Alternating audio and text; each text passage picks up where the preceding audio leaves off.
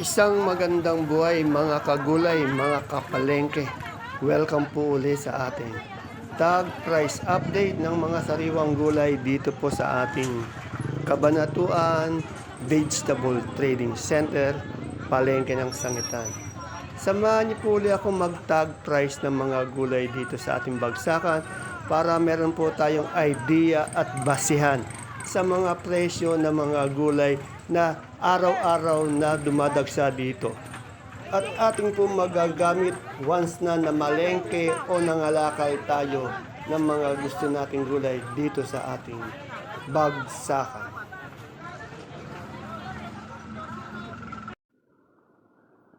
Unahin po natin ang ating pechay sa ating tag price. Ang pechay po natin ay nasa 15 pesos po per kilo. Sa ating kamatis naman po ay nasa 13 pesos per kilo. Napakarami pong kamatis sa ating bagsakan.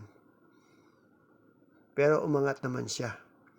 Sa ating patolang palikpik naman po ay nasa 30 hanggang 35 pesos po per kilo. Sa ating siling panigang po, ganun pa rin po, 20 hanggang 25 pesos per kilo.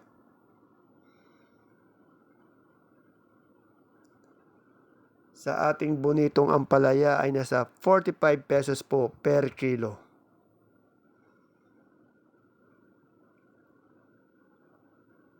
Sa ating talong po, nasa 30 hanggang 35 pesos po per kilo.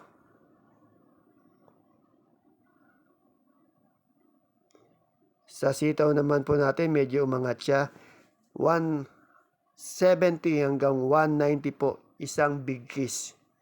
170 hanggang 190 po isang big kiss po yun. Yung okra po natin, umangat po talaga to. Nasa 70 hanggang 80 pesos po per kilo. Sa ating upo po, per bundle is 150 po. At yung ating sopiyang kalabasa naman po ay nasa 35 hanggang 40 pesos po per kilo. Sa ating pipinong bakla po ay nasa 35 pesos hanggang 38 pesos po per kilo. At ang ating patolang kinis naman po ay nasa 30 hanggang 35 pesos per kilo. Sa ating siling panigang ay nasa 20 hanggang 25 per kilo.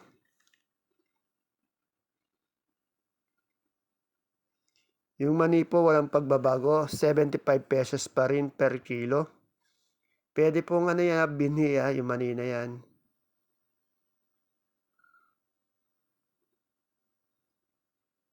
Sa ating luya, yung napaka magandang luya po, 85 pesos. Yung good niya, nasa 70 hanggang 75 pesos po per kilo.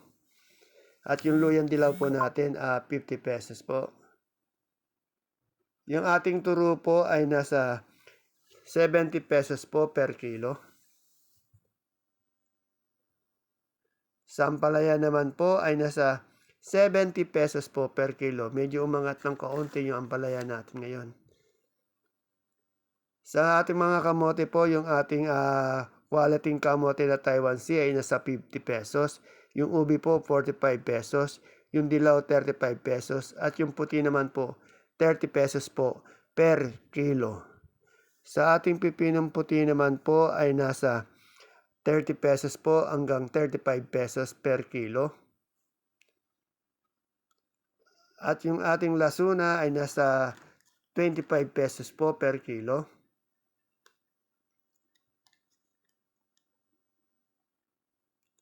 Yung mais po natin, yung ating puting mais ay nasa 30 pesos per kilo or 300 isang bundle. Yung dilaw naman po 15 pesos o 150 pesos po isang bundle. Mas mura yung dilaw po. Sa ating gabing galyang po, 25 hanggang 30 pesos po per kilo. Yung pula po natin, ganun din po, 25 hanggang 30 pesos po per kilo.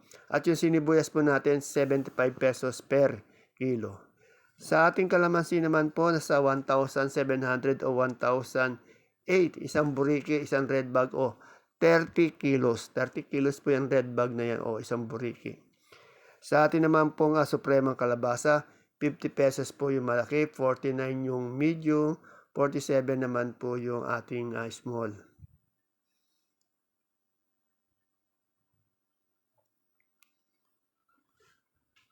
Sa ating papaya po ay nasa 20 pesos po per kilo.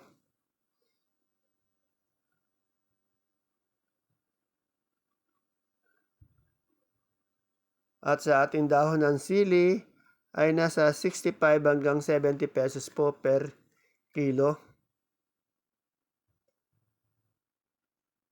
Sa ating singkamas po, walang pagbabago, 100 pesos po isang big kiss. Dalawang tali po yung isang big kiss kasi.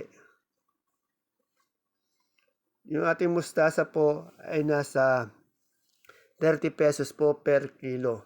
Mas angat yung mustasa kesa sa pechay. Yung pechay po may 15 hanggang 20 pesos po per kilo.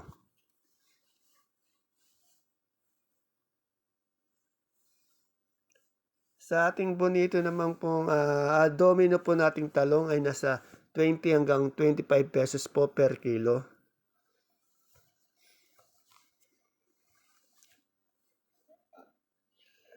At yan sa ating talbos ng kamote po, belly 8 pesos po per tali. Yung kulitis po, 50 pesos po isang kilo. Wala po tayong saluyot. Yung ating sultan po, nasa 120 po per kilo. Medyo umangat yung sultan.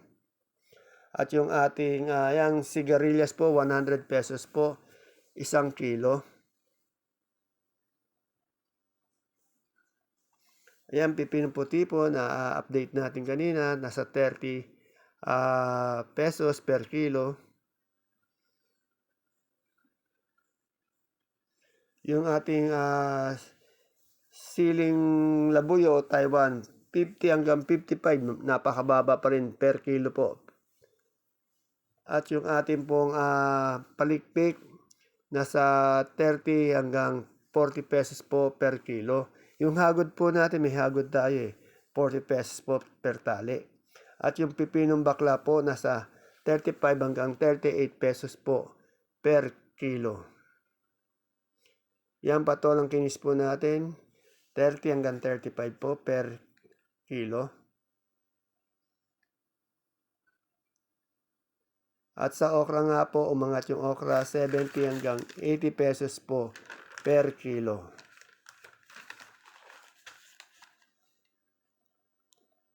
Yan, panigang, 20 hanggang 25 per kilo. Marami pa rin siling panigang sa ating bagsakan At yung ating sultan, yan, umangat yan, 120 po per kilo. Dati 80, 90, 100, ngayon 120 po. Asking price lamang po yung sinasabi natin Pwede pang magbago. Yan Taiwan natin 50 hanggang 55 pesos per kilo. Kasi depende yan kung tatawad yung ating mga mamimili sa sakadora. Kaya asking price lamang po yan.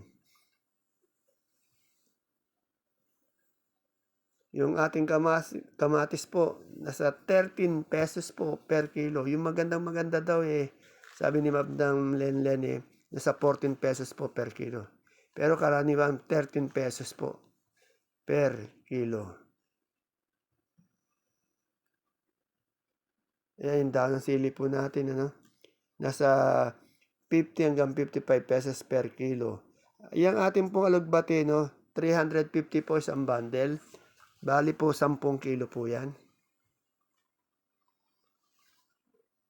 Yan, yung ating beans po ay nasa 80 pesos po per kilo. Local po yan yung mga gabaldon na beans, 80 po per kilo. Compare sa ating Baguio beans, 90. Yung ating Sophia po, yung medyo maliit ng konti, nasa 35. Yung malaki-laki po, nasa 40 pesos hanggang 43 pesos per kilo. Sa gulay Baguio po natin, sa ating repolyo po ay nasa 250 isang bundle. At sa atin namang pong Pechay Bagyo, ayan po nakadyaryo, Pechay Bagyo po yan, ay nasa 350 pesos isang bundle. Next is our sayote po, nasa 300 pesos po isang bundle.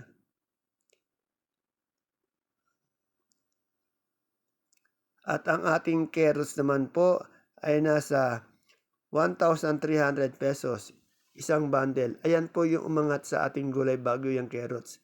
Sa patatas po natin ay nasa 550 pesos po per bundle.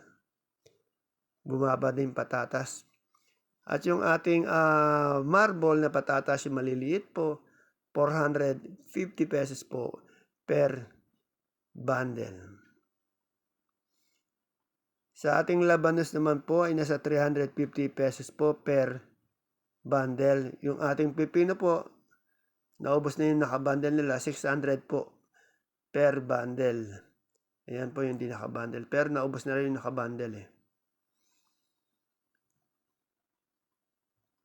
Sa ating broccoli po ay nasa 80 pesos po per kilo. Naubos din yung cauliflower nila, ganun din daw po 80. Ayan, yung meron pa pala. 80 pesos po per kilo. Kala ko naubos.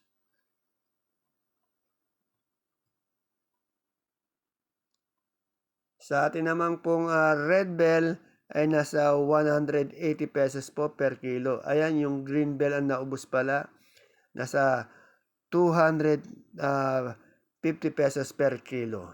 Sa ating leeks po ay nasa 140 per kilo. At yung ating katabi niyan, yung celery po, 100 pesos po per kilo ang ating celery.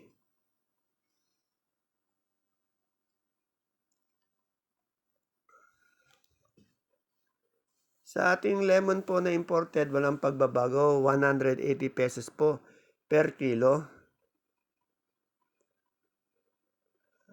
At yung ating young corn, per styro po yan, bali na sa 25 pesos po. Wala pa rin pagbabago. 25 pesos per styro.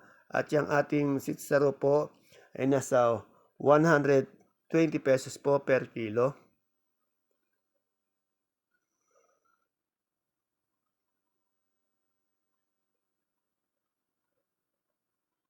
Ayan pong ating lettuce na green leaf o yung green eyes na tinatawag nila ay nasa 100 pesos po per kilo. At yung isa pa po natin na lettuce, yung romaine po, yan po, nasa 120 po per kilo. Wala po tayong lettuce na bilog o yung tinatawag nating tawag dito. Yung ano po natin, yung butchoy po natin, 100 pesos po per kilo. Yung iceberg po na lettuce, wala po tayo.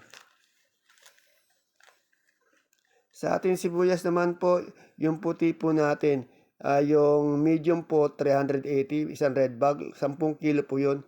Yung medium naman po, yung small naman po, 330 po per red bag o 10 kilo din. Sa sibuyas na pula po natin, 10 kilo po na red bag, yan po. 10 kilo po yan, nasa 500 pesos po. Isang red bag. Yung super white po natin na bawang, 5 kilo po yan, isang bag na yan. Nasa 520 po, isang bundle. At yung kanso po nating malaki, 450. At yung ating small, 440. Ayan po mga kagulay ang ating pinaka-latest price tag update ng mga sariwang gulay na araw-araw po dumadagsa dito sa ating bagsakan. Sana po mapanood niyo po ang ating price tag sa umaga para po meron tayong basihan o idea sa mga presyo ng mga gulay na narito na ating kumagagamit pag tayo po'y nangalakal o mamalengke ng mga sariwang gulay dito po sa ating bagsakan.